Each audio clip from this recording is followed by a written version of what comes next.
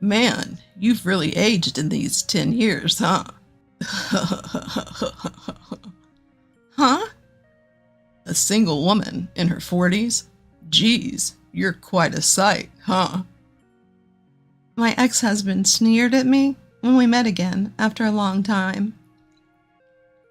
This was the man who got his mistress pregnant and abandoned me, who was infertile 10 years ago without a second thought. I had hoped that with time, he might have become a slightly better person. However, it seems that a person's true nature doesn't change so easily. Even after 10 years, he still seems to consider me as less than him. Bringing up the past and continuously insulting me, I quickly decided to end the conversation and not interact with him again. The very next moment, I unexpectedly achieved my revenge against my ex-husband. My name is Maria Garcia, and I am 30 years old. I work at a publishing company, and despite being busy with work every day, I lead a fulfilling life. My husband's name is Tim, and he's 32 years old. We've been married for 3 years now, but we don't have any children yet. It's not that we don't want to, we just can't. At the start of our marriage, I wanted to have children right away.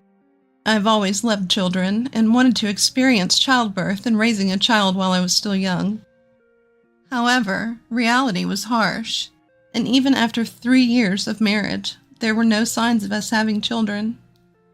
In the first year, I didn't worry too much about it. I thought, we'll naturally get pregnant at some point. But as a year and a half passed, I started to feel anxious. There was no reason we couldn't conceive. We weren't using contraceptives. I clearly remember the feeling of my blood draining from my face when I realized this. What if it's my fault? What if I'm the one who's infertile? I feared that the value of me as a woman would vanish in an instant. In the end, I couldn't tell my husband how I felt and decided to go to a gynecologist. I was told that natural conception was impossible and had to undergo various tests. Some of these tests had to be done during my period, and some had to be done after it ended. As someone who was lacking knowledge about all this, the 2 months until the tests were over were really hard for me. I went to hear the results of the test with a prayer in my heart. As I rubbed my cold hands and headed to the examination room, the doctor said, "We've run a comprehensive examination, and we didn't find anything unusual about you, Miss Johnson." Huh, so you mean there's nothing wrong with me? Yes, we didn't find any specific cause. You have a body that can get pregnant without a problem. Then why can't I? At that point, a single possibility occurred to me. The doctor seemed to have the same thought and opened his mouth with a slightly grim expression. "How about suggesting your husband get tested too?" So you mean the infertility might be due to my husband, not me? That's correct. It's not well known, but about half of infertility cases are caused by the male partner. Half of them? When we hear about infertility, we tend to assume the woman is at fault. But that's not the case. As you can see, we didn't find any cause in you, Miss Johnson. So there's a possibility that the cause is my husband. Well, it's not low. In the end, we can't say anything unless we check. I had heard from the doctor, to which I could only listen silently. I had believed that in most cases infertility is caused by the female side, as the doctor said. I decided to have Tim, my husband, get tested as well. That evening, as soon as he came home from work, I broached the subject. "Hey Tim, would you come with me to the women's clinic I've been going to on our next day off?" "Huh? Why do I have to go?" Actually, today I got the results of the infertility test, and there was no problem with me. Huh? And? It's not about and. The doctor told me that in about half of infertility cases, the cause lies with the man. So, I opened my mouth to explain what I had heard from the doctor when Tim's expression hardened, and he let out a heavy sigh. Are you suggesting that I'm the cause of our infertility? No, I'm not suggesting, but the possibility isn't zero, so I want you to get tested. Don't kid yourself. Me? Infertile? I'm a man. There's no way I could be the cause. But the doctor said that the cause could be on the man's side too. Don't take seriously everything some quack doctor says. No matter how you look at it, the cause is you, the woman. You're blaming me for us not being able to have a child when it's your fault. Tim raised his voice and with great force threw a cushion at me. It hit my head, causing an unpleasant shock. Ouch! I'm telling you, it's your fault, okay? Because you're making it sound like I'm the cause of our infertility. I'm not. You're jumping to conclusions. I was just talking about the possibilities. That's it. There's no such possibility. Don't blame me for not being able to have a child. I'll report this to my mother too, okay? No, please don't. Aside from my father-in-law, my mother-in-law dotes on her only son and doesn't think well of me. I've always tried to keep our interactions to a minimum and avoid upsetting her. But despite that, my husband immediately contacted his mother, making it sound like I was the one in the wrong. Hey, Mom, Mary's blaming me for being infertile. Normally, if there's a cause, it's the woman's problem, right? You think so too, right, Mom? It's seriously unbelievable. It pisses me off being blamed for it. Speaking loudly on purpose so I could hear him, Tim conversed with my mother-in-law. Unable to bear his words, I could only retreat to my room. That day, Tim never apologized to me, and from the next day, he became even more cold towards me. It's been 1.5 years since we got married, and though we've been talking less compared to when we were newlyweds, it's the first time he's been so indifferent. Another 1.5 years has passed since then, and our relationship has not changed. Today, again, as he carries his breakfast to his mouth, he lazily opens his mouth. Your breakfast is as tasteless as ever. How do you manage to make such awful food first thing in the morning? But today I made your favorite, French toast. I like delicious French toast. Who would willingly eat something this bad, huh? Sorry if you don't like it. Feel free to leave it. Huh? What? So you're telling me to go to work hungry? Well, it's not like... Okay then. Since I'm buying breakfast at the convenience store, you're paying for it, okay? My husband got up abruptly and rather roughly pulled my wallet from my bag. He took a $50 bill from it and stuffed it into his pocket. Hold on a minute. $50 is too much. Huh? You got something to say? I'm just tired of eating your awful food. Let's just say this is for this week's breakfast. That was for my hair salon appointment this weekend. It's crazy. You're infertile. So don't spend money on your own entertainment to improve your constitution. Do a little exercise, you idiot. With a disdainful look, my husband left the living room. The moment I heard the door close, tears started to spill down from my eyes. Why do I have to suffer like this? A mixture of frustration and sadness overwhelmed me. Before I knew it, I had been crying in place for 30 minutes. Such were the days. Until one evening, when my husband came home from work. He was unusually cheerful. I wondered if something good had happened. As I was thinking that, my husband said to me with a beaming smile, Mary, I'm divorcing you. What? Divorce? What are you talking about? I'm going to be a father. Huh? Father? I don't understand what you're saying. She's pregnant. We've decided to raise the child together. So, please, divorce me. She's pregnant? I couldn't understand his outrageous remarks. The only thing I knew was that he had been cheating. No matter how much I thought about it, this fact wouldn't change. With teary eyes, I timidly asked my husband, Is that baby really yours, Tim? Huh? What are you talking about? Do you still think I might be infertile? But we've been married for 3 years and haven't been able to have a child. It's a fact that it's not my fault. You're so stubborn. You're just jealous because you can't get pregnant, right? Too bad. You're the one who's infertile. With that, he pushed me away and told me to leave. By the way, the apartment was in his name. If one of us had to leave, it had to be me.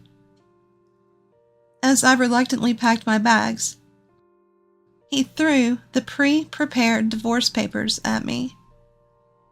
Infertile woman, get out. I'll wire you the alimony later. I'll leave, even if you don't tell me to. But I never thought you could be such a horrible person. Say whatever you want. I'm at the height of my happiness. Unlike you, I'm going to be a parent. With a loud laugh, my husband left. The man in front of me was no longer the Tim I had loved. After leaving the apartment, I rented a place near my office for the time being. With the lease term, I found a new apartment and successfully moved in. Since I only bought the bare minimum, like clothes and underwear, it was physically challenging to work and furnish my new place at the same time. Still, the $30,000 alimony for my ex-husband and his mistress helped me start my new life without financial trouble. For the next 5 years, I immersed myself in my work to shake off my painful past. During that time, I was introduced to someone through a good friend at work. His name was John Thompson. John was 2 years younger than me, but had a friendly and generous personality. Like me, he had gone through a divorce, the cause of which seemed to be infidelity on the part of his ex-wife. Neither of us had children. We shared the exact same situation. Because of this, we were able to understand each other's pain. Eventually, our relationship turned romantic. After a year of dating, we happily became husband and wife. I now, Mary Thompson, became even more dedicated to my work. On weekends, my husband and I would go out, occasionally taking trips and savoring our second lease on life. And to my surprise, I discovered that I was pregnant on my 37th birthday. We had only been married for 6 months. The child we had wished for so much came to us easily. Tears welled up in his eyes, and he rejoiced from the bottom of his heart. Mary, thank you so much. I'm incredibly happy. I am also. I am so happy. I never thought I would become a mother. It might be tough because of our age, but I'll support you with everything I have. Let's do this together. Thank you, John. I'm really happy to become a parent with you. After that, just as he promised, John supported me throughout my pregnancy. He took over all the household chores that we used to share and did all the shopping. 7 months later, I gave birth to our daughter safely. It was the happiest moment of my life. Soon our daughter, Lisa, turned 3 and began to speak quite fluently. John was out for the day, so Lisa and I were out at the park. As I watched Lisa play in the sandbox, I heard a familiar voice. Is that Mary? What, Tim? It is Mary. Wow, it's been a while. The man standing there was my ex-husband, Tim, who had abandoned me. He grinned as he approached, peering into my face. What are you doing here? Looking so down. Waiting to get hit on? That's ridiculous. Please don't talk to me. You've really aged in 10 years, haven't you? What? A 40-year-old single woman? Man, you look so miserable. My ex-husband slapped his hands together and burst out laughing. In front of him, I felt like a blood vessel had burst. I had just become happy. Why did he have to appear now, of all times? After all, it's because of him that I went through so much pain. I can't forgive him. Today, I'm going to say everything that's on my mind. I stood up, unable to control the anger rising within me. The reason for all of this in the first place is you. Just as I was about to shout at him, my daughter tugged at my clothes and asked with a puzzled look, Mommy, who is this man? Ah, Lisa. Mom's friend. Mom's friend. Hello. At the sight of my daughter calling me Mom, Tim's eyes widened. He approached me hurriedly with a flustered look. Hey, what's going on here? She just called you Mom. That's right. This girl is Lisa, my daughter. What? There's no way that's possible. You were infertile. That's what I told you 10 years ago, didn't I? The problem wasn't with me. I had tests done to prove it. So this child, she's really yours. Yes, Lisa is undeniably my daughter, born of me. No. It can't be. You were sterile. Tim's face turned a sickly pale color, distorted in shock. As he took a step back, I posed a thought to him. Tell me, are you certain your children are your children? What are you saying? Have you ever confirmed it? At least I believe that you were the cause of our infertility. Stop it. That's not true. There's no way. After all, I'm still raising a child with her. Well, doesn't it just go to show? It's not who bears the child, but who raises them. If you're not bothered by it. There's no way that child isn't my own. There's no way. Serves you right, to be made a fool of by her cuckoldry. Why don't you suffer for a bit? Tim let out a strange yell and ran off somewhere crying. My daughter stared at me in confusion as I chuckled at his pathetic figure. Mom, was that not a friend of yours? No, he wasn't. But you know what? I'm very grateful to him. Grateful? Why? Because if it wasn't for him, I wouldn't have met you, Lisa. Really? Then Lisa is also grateful. That's right, Lisa. You are the treasure of me and your father. I opened my arms wide, hugging my daughter tightly as she leapt into them. I may have been a bit cruel to Tim, but honestly, I don't harbor much resentment towards him anymore. Thanks to his cheating, I was able to meet my beloved John and Lisa. It seems that Tim confronted his wife about their child afterwards. In the end, his wife confessed that she'd had relationships with multiple men at the time. Among them, she chose to marry Tim because he had a stable income. After a DNA test, it was revealed that Tim had no biological relation to the child. He also underwent an infertility test, and it turned out that he was infertile. In the end, Tim and his wife divorced. He was left completely despaired and developed a mistrust of people. He hasn't left his house since, with only his mother-in-law occasionally checking on him. He was also fired from his job, and there's still no prospect of finding a new one. As for me, my status at the company has risen, and I finally managed to secure a managerial position. My income is slightly increased, giving us more opportunities to go on family vacations. Every time I see the happy smiles of my daughter and husband, I can't help but feel my own happiness from the bottom of my heart. My decisions were never wrong. Only because of the hardships I faced can I now enjoy these blissful days. I won't look back at the past anymore. With my beloved daughter, my loving husband, let's move towards a bright future as a family of 3.